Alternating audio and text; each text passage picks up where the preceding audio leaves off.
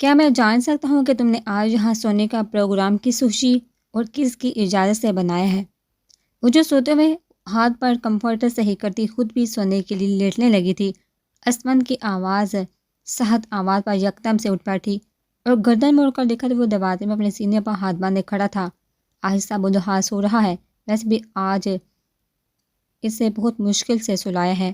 وہ اسمن کو گھورتی ایک نظر سوئے ہوئے ہاتھ پر ڈالی جو گہری نیند میں تھا۔ اگر تم چاہتی ہو کہ میں آہستہ بولوں تو تم میرے سوال کا جواب دے دو۔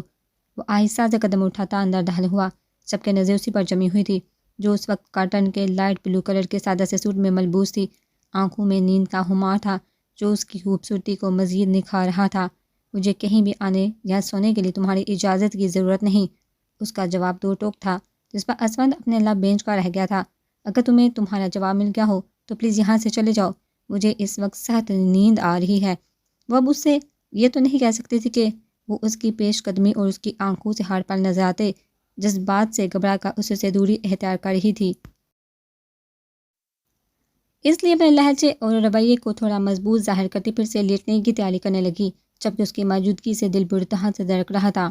اسے ڈر تھا اگر اسمن مزید کچھ دیر یہاں رکا رہا اس کی کیفیت کو جان لے گا، مگر میں تمہارے جواب سے مطمئن نہیں ہوں کیونکہ میں اپنی بیوی کو ہمارے بیڈ روم کے علاوہ کہیں اور سونے کی اجازت نہیں دیتا، اس لیے تم وہاں چل رہی ہو جہاں تمہاری اصلی جگہ ہے۔ وہ اپنی بات کہتا بیڈ کے قریب آ رکا اور اسے بغیر کوئی موقع دیے جھکا کر اس کے نازک وجود کو اپنے بازو میں اٹھا چکا تھا۔ اس کی اس حرکت پر حفصہ گڑبڑا سی گئی تھی، چیخ مارنے کے لیے منہ کھلا ہی تھا مگر ہاتھ کا خیال آتے ہی اپنی چہت کو دبا گئی۔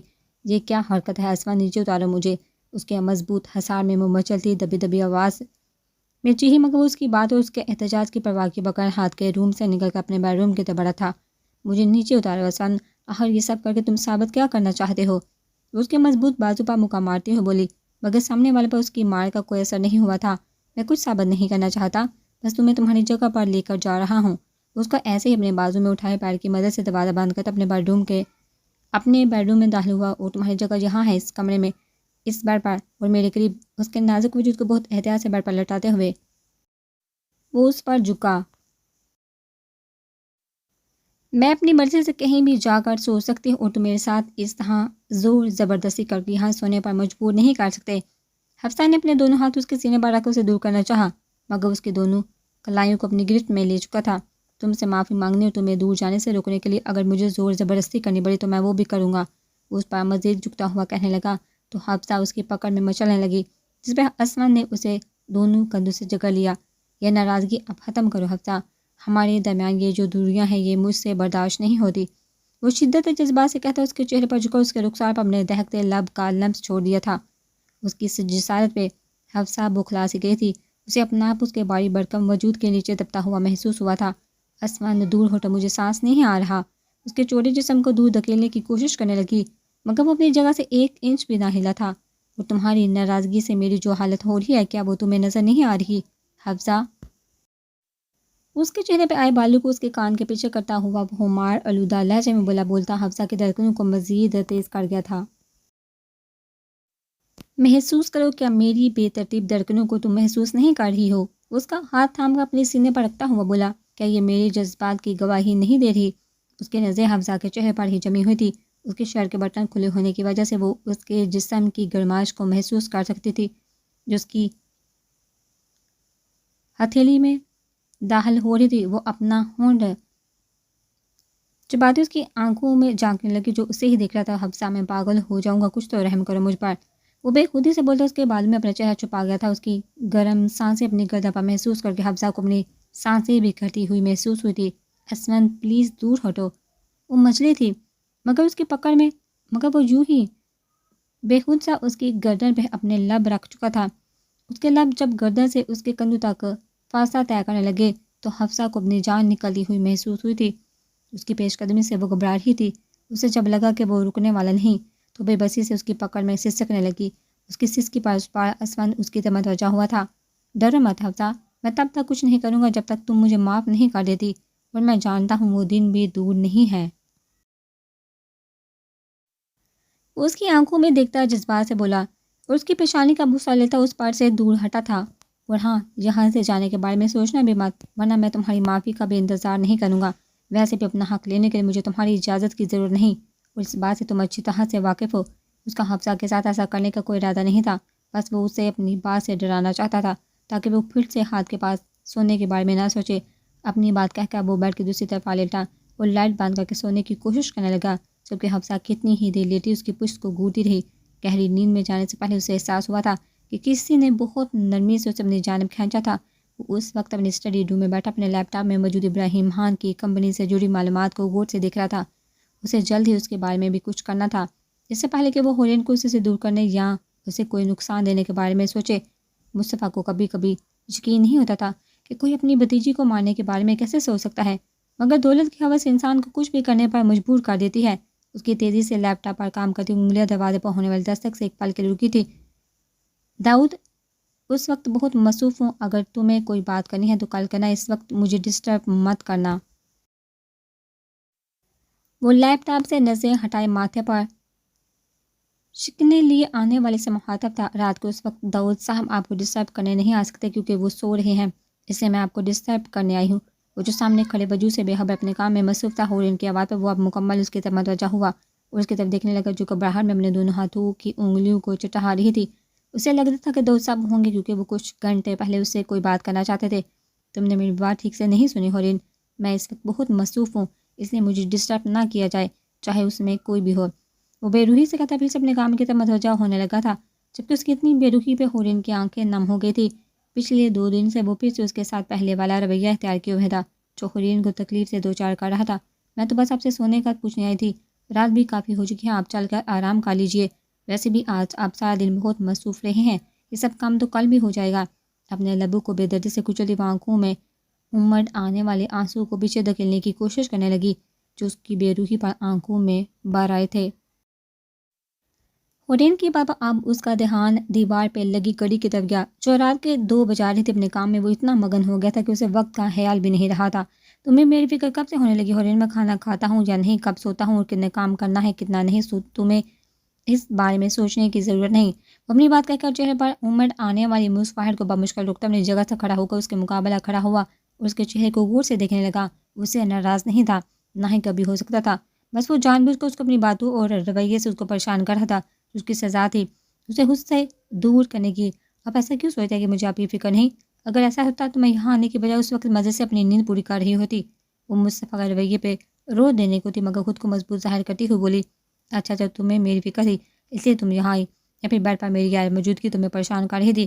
اس کے چہرے پر نظر جمائے اپنے باری قدم اٹھاتا مزید اس کے قریب ہوا تھا، جبکہ اس کی پاپا ہورین کے چہرے پر کئی رنگ بکھر گئے تھے جنہیں چھپانے کے لیے وہ اپنا سر جھکا گئی تھی۔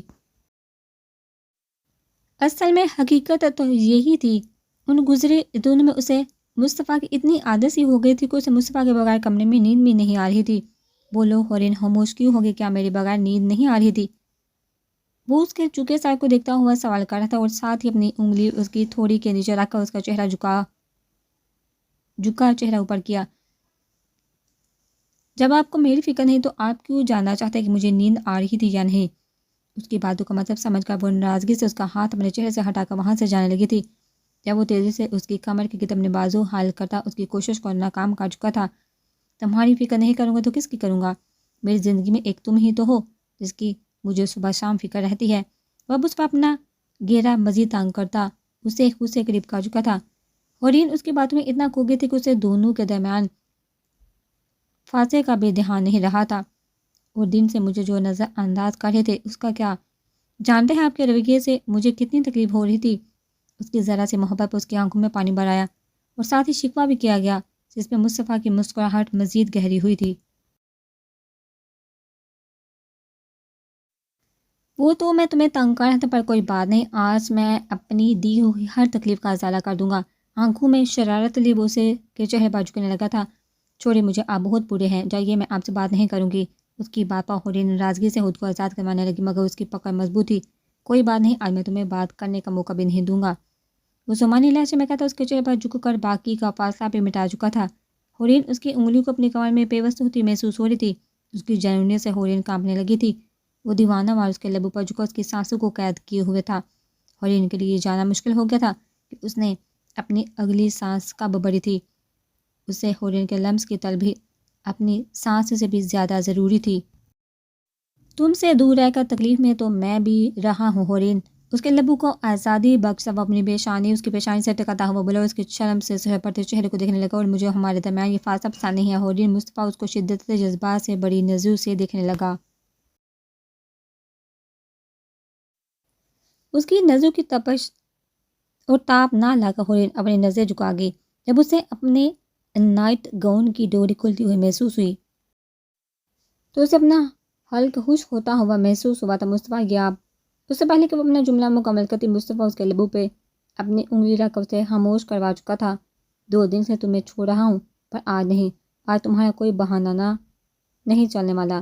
وہ اپنے پرحدت لبوں کا لمس اس کی گردن پر چھوڑتا ہوا جھکا، اس کے نازک وجود کو اپنی باہوں میں اٹھا لیا۔ آج میں تمہیں بتانے والا ہوں کہ ہمارے درمیان یہ فاصلہ مجھے کتنی تکلیف دیتا ہے۔ اس کو گہری نظر سے دیکھتا وہ اس کے نازک وجود کو اپنی باہوں میں اٹھائے اسٹڈی سے نکل کر اپنے کمرے کی طرف بڑھا تھا۔ اس کی آنکھوں میں بے پناہ تپش اور اس کے ارادوں کو جان کر ہورین نے اپنا چہرہ اس کے سینے میں چھپا لیا تھا، کیونکہ وہ جانتی تھی آج اس کے فرار کی ساری راہ بند تھی، اور آج وہ فرار ہونا بھی نہیں چاہتی تھی۔ میں تمہاری بات پر کیسے یقین کر لوں شمس کہ تم جو کہہ رہے ہو وہ سچ کہہ رہے ہو؟ آخر ثبوت کیا ہے تمہارے پاس اس بات کا؟ شمس کی بات سننے کے بعد ابراہیم خان غصے سے اس کی طرف دیکھا، بولے جو ان کا سکون برباد کر کے خود اپنی جگہ پہ سکون سے بیٹھا تھا۔ اس سے بڑا اور سچ کیا ہوگا کہ عثمان جارحان خود اپنے منہ سے یہ سب کہہ کر گیا ہے کہ وہ حفصہ کا شوہر ہے، اور اگر ابھی بھی تمہیں ثبوت چاہیے تو تم خود اس کے گھر جا کر دیکھ سکتے ہو۔ وہ ایک نظر ابراہیم خان اور ہارون کے چہرے کی طرف دیکھ کر بولا۔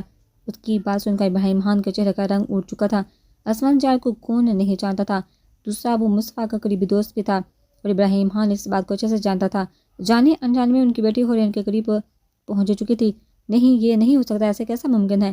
میں اس نکاح کو نہیں مانتے۔ ابراہیم خان زیر لب بڑبڑاتا اپنی جگہ سے کھڑا ہوا تھا۔ تمہارے ماننے یا نہ ماننے سے کچھ نہیں ہوگا ہاں، تم اس بات کو قبول کر لو کہ تمہاری بیٹی اور وہ ذلیل دونوں تمہارے ہاتھ سے نکل گئی ہیں۔ تمہاری بیٹی اور وہ ڈیل دونوں تمہارے ہاتھ سے نکل گئی ہیں۔ شمس نے جیسے ابراہیم خان کے سر پہ بم پھوڑا تھا، اسے ابراہیم خان سے حفصہ کی وجہ سے غرض سی، مگر اب وہ بھی اس کے ہاتھ سے نکل چکی تھی، تو وہ اب ابراہیم خان اس کے کسی کام کا نہیں تھا۔ نہیں، تم اتنی آسانی سے یہ ڈیل ختم نہیں کر سکتے۔ جب میں کہہ رہا ہوں میں یہ نکاح نہیں مانتا، میں کچھ کرتا ہوں، بس تم مجھے تھوڑا وقت دو، حفصہ کا نکاح تمہارے ساتھ ہی ہوگا۔ شمس کی بات ابراہیم خان کے ساتھ ہارون بھی گھبرا سا گیا تھا۔ وہ کسی بھی قیمت پر وہ ڈیل کو ہاتھ سے جانے نہیں دے سکتا تھا۔ اگر ایسا ہو گیا تو ان کی کمپنی بینک کرپٹ ہو جائے گی، وہ سڑک پر آ جائے گا، اور جو پراپرٹی ہورین کے نام ہے وہ اسے ہورین کے مرنے کے بعد ہی حاصل ہو سکتی تھی، جو وہ یہ کام بھی نہیں کر پا رہا تھا۔ تمہارے ماننے یا ماننے سے کچھ نہیں ہوگا ابراہیم خان۔ حفصہ عثمان کی بیوی ہے، اور وہ کسی بھی قیمت پر اس کو نہیں چھوڑے گا۔ اگر ہم میں سے کسی نے بھی کچھ غلط کرنے کی کوشش کی تو… شمس خان اپنی بات کہتا ایک پل کے لیے رکا۔ وہ ایک نظر ان دونوں کے چہرے کو دیکھنے لگا جو اس کو دیکھ رہے تھے۔ تو وہ ہمیں برباد کر دے گا، جو میں کسی بھی قیمت پر نہیں چاہتا۔ تم عثمان جارحان کی طاقت سے تو واقف ہی ہو، وہ بزنس ورلڈ کا بادشاہ ہے، اور میں اس سے ٹکرانا نہیں چاہتا۔ اس نے جیسے ابراہیم خان کو بھی اپنا فیصلہ سنا دیا تھا۔ اس دن عثمان کی وارننگ سے وہ تھوڑا گھبرا سا گیا تھا۔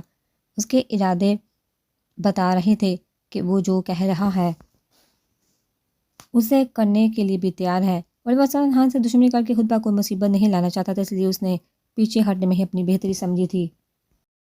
تم ایسے پیچھے نہیں ہٹ سکتے، تم نے وعدہ کیا تھا میری کمپنی میں انویسٹ کرو گے۔ ابراہیم اس کا فیصلہ سن کر جیسے سکتے میں آ گیا تھا۔ تم بھی پیچھے ہٹ جاؤ ابراہیم خان، ویسے بھی تمہاری کمپنی پہلے سے ہی گھاٹے میں ہے۔ عثمان سے دشمنی لے کر خود کو مزید مشکل میں مت ڈالو۔ ابراہیم خان کو بھی مشورہ دے چکا تھا، جس پر وہ غصے میں اپنی جگہ سے کھڑا ہوا تھا۔ ساتھ ہی ہارون بھی کھڑا ہو چکا تھا۔ تم اپنے مشورے اپنے پاس رکھو، مجھے یہ بتانے کی ضرورت نہیں کہ مجھے کیا کرنا ہے کیا نہیں۔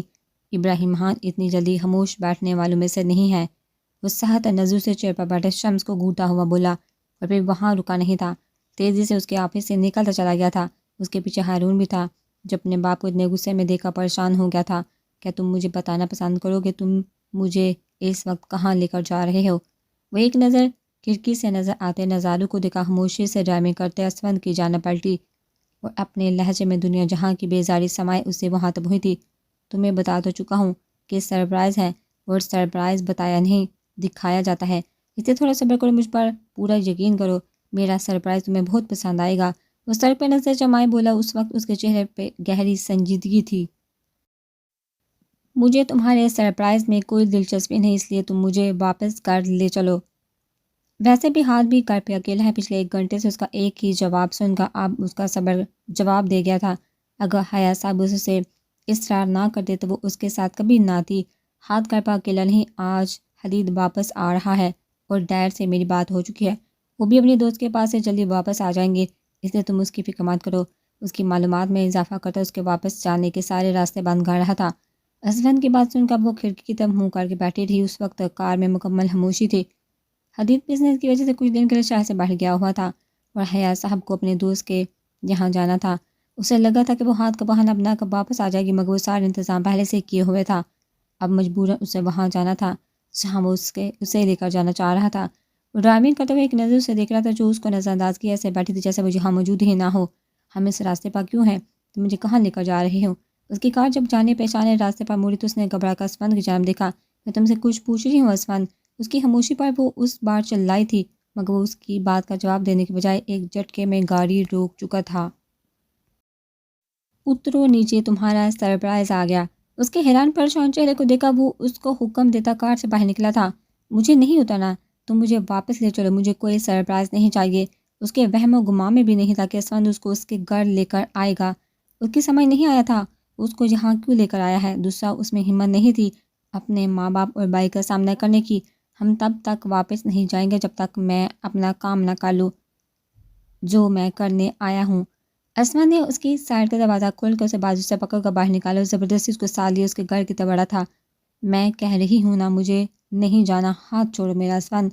اس کے احتجاج کو نظر انداز کیے وہ لمبے لمبے ڈگ بڑھتا اس سے کھینچتا ہوا اپنے ساتھ لیے آگے بڑھ رہا تھا۔ آج نہیں تو کل تمہیں ان کا سامنا کرنا ہی ہے، اس لیے ڈرو مت، میں تمہارے ساتھ ہوں۔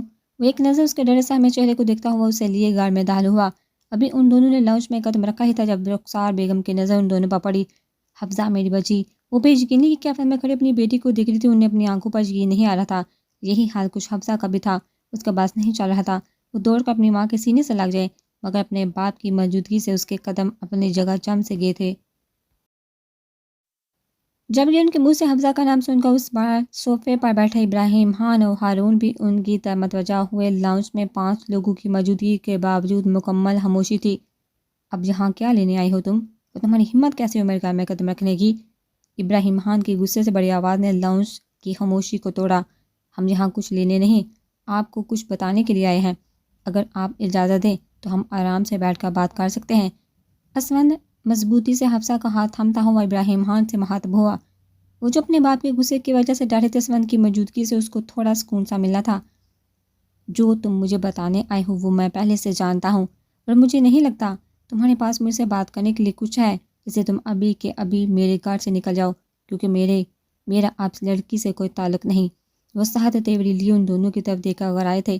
جب سے وہ شمس کے پاس آئے تھے ان کا غصے سے برا حال تھا، اب ان دونوں کو یہاں دیکھا وہ غصہ مزید بڑھ گیا تھا۔ نہیں پاپا، ایسا مت بولیے، میں بیٹی ہوں آپ کی۔ اپنے باپ کی بات پر وہ تڑپ ہی تو گئی تھی۔ جو لڑکی میری عزت کو مٹی میں ملا کر بھاگ گئی تھی، میں اب اس لڑکی سے کوئی تعلق نہیں رکھنا چاہتا۔ لے جو اسے میری نظروں سے دور۔ وہ ناگواری سے بولے تھے۔ ان کی بات پر اسفند کو غصہ تو بہت آیا، مگر حفصہ کی وجہ سے ضبط کر کے رہ گیا تھا۔ تم جانتے ہو اس لڑکے نے تمہاری بیٹی کے ساتھ کیا کیا تھا، جس لڑکے سے تم اپنی بیٹی کی شادی کروانے والے تھے؟ حفصہ کی آنسو سے تکلیف دے رہے تھے، اس لیے وہ ابراہیم خان کو سچ بتانا چاہتا تھا تاکہ وہ اپنی بیٹی سے نفرت نہ کرے۔ نہیں، مجھے کچھ نہیں جانا، تم ابھی کے ابھی اسے لے کر یہاں سے نکل جاؤ۔ اسفند کی بات کو بیچ میں کاٹ کر ان دونوں کو سخت نظروں سے گھورتے ہوئے بولے، کم از کم آپ ایک بار اس کی بات تو سن لیجئے۔ اس بار رخسار بیگم بھی خاموش نہ رہ سکی تھی، مگر ابراہیم خان نے انہیں جن نظروں سے دیکھا انہیں مجبوراً خاموش ہونا پڑا تھا۔ میں کسی کی بھی کوئی بات سننا نہیں چاہتا۔ ایک بار میں اس کی غلطی معاف کر چکا ہوں، مگر بار بار نہیں۔ تمہارا اس گھر سے رشتہ اسی دن ختم ہو گیا تھا جب تم یہ گھر چھوڑ کر گئی تھی، اس لیے تم اس لڑکی کو یہاں سے لے جاؤ۔ ابراہیم خان ایک ایک لفظ پر زور دیتے ہوئے بولے۔ اس پر حفصہ کے آنسو بہنا شروع ہو گئے تھے۔ اس نے تڑپ کر اپنی ماں کی طرف دیکھا جو بے بسی سے کھڑی اس کو دیکھ رہی تھی۔ مجھے لگا تھا تم حفصہ کے باپ ہو، کم از کم ایک بار اس کی بات ضرور سنو گے، مگر میں غلط تھا۔ تم جیسا خود غرض انسان کبھی کسی کے بارے میں سوچ نہیں سکتا۔ اس بار اسفند کا صبر جواب دے گیا تھا۔ تمہیں تو اپنے آپ کو بائی کہتے ہوئے بھی شرم آنی چاہیے۔ جو اپنی بہن کی حفاظت بھی نہ کر سکا، اس بار وہ خاموشی سے سب تماشا دیکھتے ہارون سے مخاطب ہوا تھا۔ اس کی بات پر ہارون شرمندگی سے اپنا سر جھکا گیا تھا۔ تم کس شادی کی بات کر رہے ہو؟ اس شادی کی جو صرف ایک بزنس ڈیل تھی، وہ شادی نہیں ایک سود تھا جو تم اپنی بیٹی کا کر رہے تھے، اور اچھا کیا حفصہ نے ایسی شادی سے بھاگ گئی۔ اس وقت سخت لہجے میں بولتا ابراہیم خان کی بولی بند کروا چکا تھا۔ حفصہ شکر بڑی نظر سے اسے دیکھ رہی تھی جو آج اس کے لیے اس کے باپ سے لڑ رہا تھا۔ وہ ابراہیم خان کو سچائی کا وہ آئینہ دکھا رہا تھا جو ابراہیم خان دیکھنا ہی نہیں چاہتا تھا۔ میں یہاں ہم لوگوں کو یہ بتانا آیا تھا کہ حفصہ کے لیے نہیں، اس کا شوہر اس کے ساتھ ہے، بھلے آپ لوگ اسے ہر تعلق ختم کر لو، مگر میرے گھر کے دروازے ہمیشہ آپ لوگوں کے لیے کھلے رہیں گے۔ جب کہ آپ کا دل ہو آپ اس سے ملنے آ سکتے ہیں۔ اس بار وہ رخسار بیگم کی طرف دیکھا بولا، اور وہ اس کی بات کا مطلب اچھے سے سمجھ گئی تھی۔ مجھے لگا تھا کہ ایک باپ کا دل بہت نرم ہوتا ہے، وہ تمہیں دیکھ کر سب بلا دیں گے، وہ تمہیں معاف کر دیں گے، مگر میں غلط تھا، کیونکہ تمہارے باپ کی سینے میں دل نہیں پتھر ہے۔ وہ ایک نظر ابراہیم خان کی طرف دیکھا، اپنا غصہ ضبط کرتا ہوا بولا، اور خاموشی سے آنسو بہاتی حفصہ کی کلائی تھام کر تیزی سے وہاں سے نکل گیا۔ اسے لگا تھا کہ وہ حفصہ اس کے ماں باپ سے ملا کر ان کے درمیان سب ٹھیک کر دے گا، مگر وہ غلط تھا۔ حفصہ کے چہرے پر غم دیکھ کر اسے اب اپنے فیصلے پر پچھتاوا ہو رہا تھا۔ وہ خاموشی سے اس کے ساتھ یہ بڑھایا، اس کو کار میں بٹھا کر خود جا سیٹ پر آ بیٹھا اور کار سٹارٹ کر چکا تھا۔ اس سارے وقت میں حفصہ کی نظر اسی پر جمی ہوئی تھی، اس کے بارے میں کتنا سوچتا تھا، اور آج جو اس نے سب کے سامنے اس کے لیے اسٹینڈ لیے، اسے دیکھ کر اس کے دل میں اسفند کے لیے جو شکایت جو ناراضگی تھی وہ ختم سی ہو گئی تھی۔ اگر وہ اس کے لیے اتنا کچھ کر سکتا تھا تو وہ اس کو اس کی غلطی کے لیے معاف بھی کر سکتی تھی، اور اس نے اسے معاف بھی کر دیا تھا۔